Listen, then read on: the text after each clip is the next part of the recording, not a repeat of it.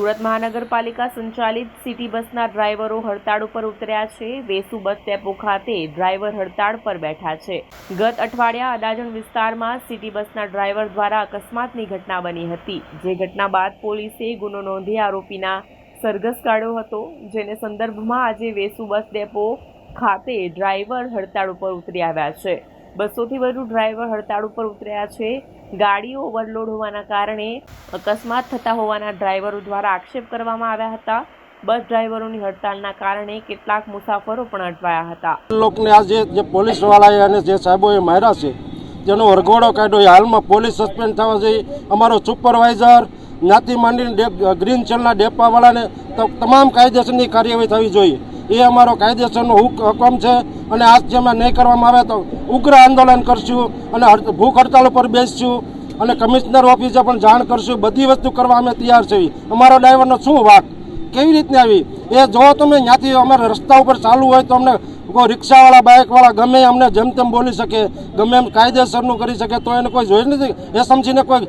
એ સમજીને જો તમે બીઆરટી બસ અમે કઈ જગ્યાએ હાંકવી છીએ, કોઈ જાતનો એને કોઈ વસ્તુ છે જ નહીં અમારા ડ્રાઈવર લોકો ઉપર, તો ડ્રાઈવર ઉપર અમારી બીબી વચ્ચે શું કરવાના? આ લાલજીભાઈની ઘરવાળીને છોકરો બધા રડે છે, તે પહેલાં 3 ડ્રાઈવરો સસ્પેન્ડ હો ગયા, તો એનો જવાબદાર કોણ છે?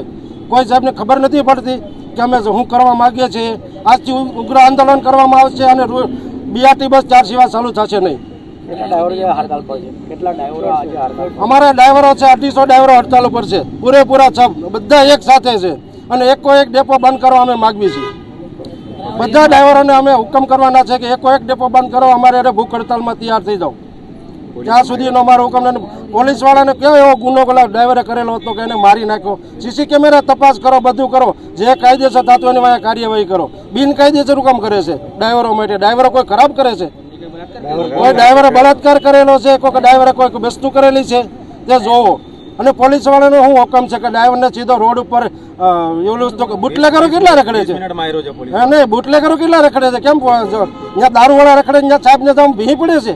કેવી રીતનું હું કરે? ચાલો સાહેબને બતાવું કે આ ખડવાનગરના પુલ હેઠે દારૂ વેચાય છે છોડે ધારે, તો ત્યારે એને ખબર નથી પડતી? અનુદારના પુલ નીચે દારૂ વેચાય છે, તો ત્યારે એ બધા ડ્રાઈવરો શું છે? સાહેબ હપ્તો માગીએ છે, હપ્તો ખાવા માગે છે। એ વસ્તુ અમે કાંઈ કરવા માગતા નથી। અમારો ડ્રાઈવર જ્યાં સુધી છૂટે નહીં ત્યાં સુધી કોઈ વસ્તુ થશે નહીં, અને અમારા ડ્રાઈવરે કોઈ એવો ગુનો કરેલો છે નહીં, એ હું ખાતરી બધાને પૂરી આપું છું।